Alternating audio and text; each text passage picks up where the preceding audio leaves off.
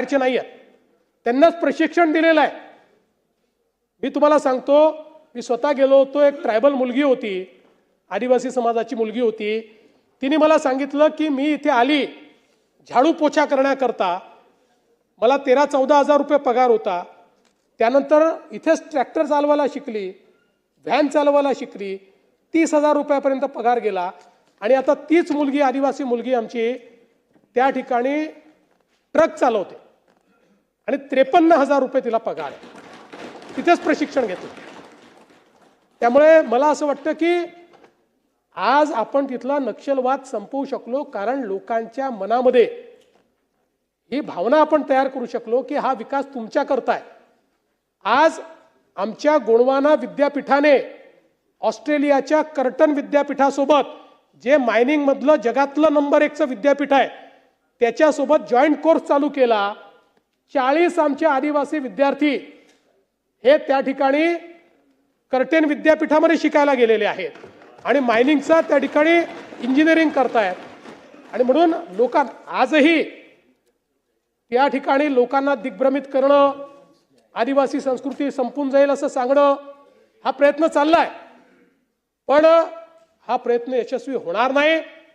गडचिरोलीच्या सामान्य माणसाला सोबत घेऊन, आदिवासी माणसाला सोबत घेऊन गडचिरोलीला स्टील सिटी बनवण्याचं काम आपण त्या ठिकाणी निश्चितपणे करू. यासोबत स्टार्टअपच्या संदर्भात देखील आपण स्टार्टअप उद्योजकता आणि नाविन्यता धोरणाला मान्यता दिली. आणि आता आपण जवळपास 146 पेक्षा जास्त इन्क्युबेटरचं जाळं या ठिकाणी तयार करतो. 3 व्हेंचर फंडच्या माध्यमातून फंड ऑफ फंड आपण तयार केलाय. जवळपास सूक्ष्म लघु आणि मध्यम उद्योगाकरता 500 कोटी रुपयाच्या फंडची आपण व्यवस्था केली आहे. आणि मला सांगताना आनंद वाटतो की आता देशाच्या स्टार्टअप इकोसिस्टीममध्ये देशाचं स्टार्टअप हब बंगलोर नाही, देशाचं स्टार्टअप हब हैदराबाद नाही, देशाचं स्टार्टअप हब हे महाराष्ट्र आहे. देशातल्या रजिस्टर्ड स्टार्टअपमध्ये सर्वाधिक स्टार्टअप 20% ऑफ द कंट्री हे महाराष्ट्रामध्ये आहेत.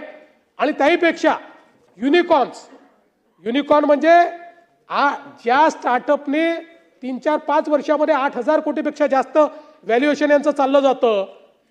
म्हणजे पूर्वीच्या काळामध्ये मोठे मोठे उद्योगपती व्हायला 40-40 वर्ष लागायचे, पण स्टार्टअपमध्ये 4 वर्षात लोक त्या उद्योगपतींशी या ठिकाणी बरोबरी करतात. अशा पद्धतीनं देशामध्ये एकूण 119 युनिकॉर्न आहे. या 119 युनिकॉर्न पैकी 28 युनिकॉर्न आपल्या महाराष्ट्रामध्ये आहेत. तर देशाच्या 25% जवळपास युनिकॉर्न किंवा त्यापेक्षा जास्त हे महाराष्ट्रामध्ये आहे. आणि म्हणून स्टार्टअप कॅपिटल म्हणून आज महाराष्ट्राकडे आपण पाहू शकतो. मग आता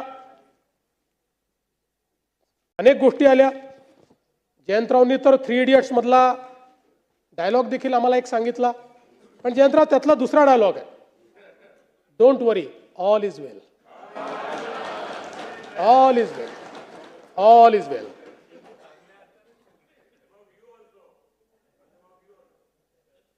बरं, मला हे समजत नाही जयंतराव, तुम्ही असाल, वडेट्टीवार साहेब असेल, येऊन जाऊन कुंभमेळ्यावर काय येतं?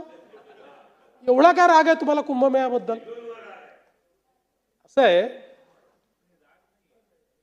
असं आहे की कुंभमेळा नाही त्रुटी नाही, त्याच्यावर इतका पैसा का खर्च होता असं तुम्ही त्या ठिकाणी सांगितलं, म्हणून सांगून देतो.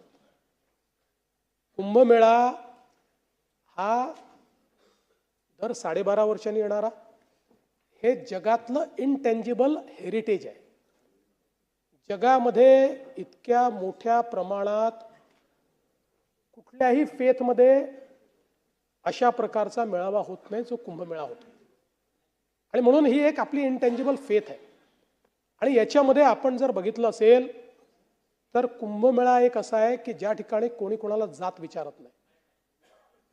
हिंदू धर्मातले वेगवेगळे जे पंथ आहेत ते सगळे पंथ त्या ठिकाणी एकत्रित येतात, सगळ्या जातीचे लोक त्या ठिकाणी एकत्रित येतात. आणि हिंदूच नाही, अलीकडच्या काळात वेगवेगळ्या धर्मीय लोक देखील त्या कुंभमेळ्यामध्ये एकत्रित येतात. आणि मला असं वाटतं की आपण दुसऱ्या पद्धतीने जर बघितलं तर प्रयागराजमध्ये ज्यावेळेस आता कुंभमेळा झाला, म्हणजे आपण काही त्याचा गुंतवणुकीवर परताव्याचा रेशिओ बघत नाही, पण प्रयागराजला त्यांनी जेवढी गुंतवणूक केली ना त्यापेक्षा जास्त परतावा त्यांना मिळाला आणि तो परमनंट मिळत राहणार आहे. शेवटी या कुंभमेळ्यामध्ये आपण ज्या व्यवस्था करतो त्या काही कुंभमेळ्यापुरतं नाही आहेत. उदाहरणादाखल पैसा कशावर खर्च करतोय आपण? गोदावरी स्वच्छ करण्याकरता करतोय, STPs आपण तयार करतोय. गोदावरीमध्ये नाशिक आणि त्र्यंबकेश्वर आणि सगळ्या परिसरातलं एक थेंब देखील सिवेज गोदावरीत जाणार नाही, ते स्वच्छ करून देत. आता हे काय फक्त कुंभमेळ्याला याचा फायदा आहे का? पर्यावरणाकरता जे आपल्या उपाययोजना त्यातली प्रमुख उपाययोजना आहे. कुंभमेळ्याकरता आपण रस्त्यांचं रुंदीकरण करतोय, आपण रिंग रोड तयार करतोय, तिथलं नवीन एअरपोर्ट आपण तयार करतोय. हे झाल्यामुळे भविष्यात या सगळ्या व्यवस्थांमुळे जे काही धार्मिक पर्यटन आहे किंवा इतर प्रकारचं पर्यटन आहे त्याच्याही नकाशावर आज तुम्ही बघा, अयोध्येतल्या मंदिरामुळे आणि काशी विश्वनाथच्या मंदिराचा कॉरिडॉर झाल्यामुळे 10 कोटी लोक झाले. 10 कोटी. अर्थव्यवस्था बदलून गेली राज्याची. म्हणजे आता समजा तो सगळा कॉरिडॉर जो काही अयोध्येचा तयार झाला मला माहित नाही, 1000, 2000, 3000 कोटी लागले असतील, पण त्यांनी अर्थव्यवस्था बदलून गेली. त्या राज्यामध्ये इतक्या मोठ्या प्रमाणात लोक जायला लागले. आणि म्हणून मला असं वाटतं की आपण एक लक्षात घेतलं पाहिजे की हे काही आपण कुठे पैसे उचलून काहीतरी अशा गोष्टी करतो की ज्या त्या क्षणी संपणार आहेत, अशा गोष्टींवर फार कमी खर्च असतो. ज्या शाश्वत विकासाच्या व्यवस्था आहेत, जसं आम्ही हा निर्णय केला की आता कुंभमेळ्याच्या निमित्ताने जे आपण रस्ते करतो ते आपण 12 वर्षापूर्वी देखील केले होते, त्यानंतर 2दा पुन्हा केले, तर यावेळेस ते आपण कॉन्क्रीटचे करू. म्हणजे 40 वर्ष आपल्याला, 30 वर्ष आपल्याला त्या रस्त्यांकडे पाहावं लागणार नाही. अशा दृष्टीनं एक शाश्वत शहर हे कुंभमेळ्याच्या माध्यमातून आपण तयार करतो. आणि म्हणून मला असं वाटतं की ठीक आहे, शेवटी आपल्या प्रायोरिटीज असतात, ही जास्त महत्वाची का ती जास्त, सगळ्याच महत्वाच्या आहेत, पण ही पण महत्वाची प्रायोरिटी आहे, हे देखील आपण लक्षात घेतलं पाहिजे. आज एका कुंभमेळ्याने UPचं ब्रँडिंग संपूर्ण जगामध्ये झालं, संपूर्ण जगात झालं. आणि आपल्यालाही नाशिक कुंभमेळ्यातनं जगामध्ये महाराष्ट्राचं ब्रँडिंग करायचं आहे. त्या दृष्टीनं हा कुंभमेळा नीट झाला पाहिजे, व्यवस्था नीट राहिल्या पाहिजेत, सोयी नीट करता आल्या पाहिजेत, क्राऊड मॅनेजमेंट नीट झालं पाहिजे. या सगळ्या गोष्टी आपल्याला त्या ठिकाणी करायच्या आहेत. कारण शेवटी आपण म्हणतो महाराष्ट्र संतांची भूमी आहे, जशी ही वीरांची भूमी आहे तशी संतांची भूमी आहे. आणि मग या ठिकाणी आपली संस्कृती आणि महाराष्ट्र धर्म हा आपल्याला निश्चितपणे जोपासला पाहिजे. आता एक अजून आमच्या भास्कररावांनी जोरदार तिथे आरोप करत आमच्यावर त्या ठिकाणी हिंदी सक्तीचा विषय आणला, हिंदी सक्तीचा. आता या संदर्भात वस्तुस्थिती मांडली गेली पाहिजे. काय आहे ती? 21 सप्टेंबर 2000 म्हणजे जेव्हा न्यू एज्युकेशन पॉलिसी आली, न्यू एज्युकेशन पॉलिसी आल्यानंतर त्यावेळेस माननीय उद्धवसाहेब ठाकरे हे राज्याचे मुख्यमंत्री होते. 21 सप्टेंबर 2020ला मुख्यमंत्री महोदयांनी तज्ज्ञ समिती नियुक्त करण्याचा निर्णय घेतला या संदर्भात. आणि 16 ऑक्टोबर 2020ला राज्य सरकारने डॉक्टर रघुनाथ माशेलकर साहेब यांच्या अंतर्गत एक GR काढून एक टास्क फोर्स तयार केला. या समितीत कोण कोण होतं?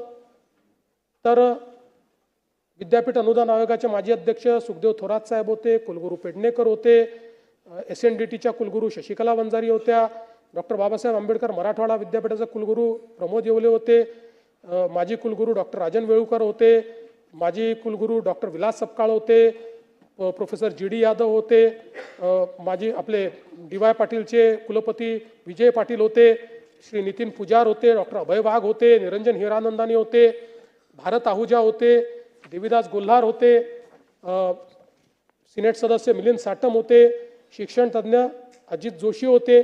आणि हे नाव मी मुद्दाम सांगतो की हे महत्त्वाचं नाव आहे. शिवविद्या प्रबोधिनीचे संस्थापक विश्वस्त विजय कदम, जे म्हणजे आपल्या उद्धव ठाकरे साहेबांच्या सेनेचे उपनेते देखील आहेत, तेही या कमिटीमध्ये होते. आणि उच्च शिक्षण संचालक धनराज माने असे लोक या कमिटीमध्ये होते. अशी 18 लोकांची कमिटी होती. म्हणजे आता कमिटीमध्ये काही आपण त्यांची आडनावं पाहण्याचं कारण नाही, तरी 16 लोक त्यातले मराठी होते या कमिटीमध्ये. आणि मग 14 सप्टेंबर 2021 रोजी या समितीने माननीय मुख्यमंत्री उद्धवसाहेब ठाकरे यांना 101 पानाचा अहवाल सादर केला. त्याचे फोटो माझ्याजवळ आहेत, त्याचं ट्विट देखील महाराष्ट्र सरकारने केलेलं आहे, अहवाल स्वीकारतानाचा फोटो त्याच्यामध्ये आहे. आणि मग त्यानंतर त्याच्यावर माननीय उद्धवजींनी निर्देश दिले की समितीने सादरीकरण केले आणि शिफारसी सूचनांची त्वरित अंमलबजावणी करण्याची कारवाई राज्य सरकारच्या वतीनं करण्यात येईल असे त्या ठिकाणी सांगितलं. आणि तो फोटो आहे, त्या फोटोमध्ये अनेक लोक आहेत, म्हणजे संजय राऊत साहेब देखील दिसत आहेत. 15 सप्टेंबर 2021ला या ठिकाणी त्याची बातमी वगैरे जाऊ द्या त्याच्यात. त्याच्यावर मग माननीय मुख्यमंत्री महोदय असं म्हणाले, बदलत्या काळात डिजिटल शिक्षण, परदेशी भाषांचे शिक्षण आवश्यक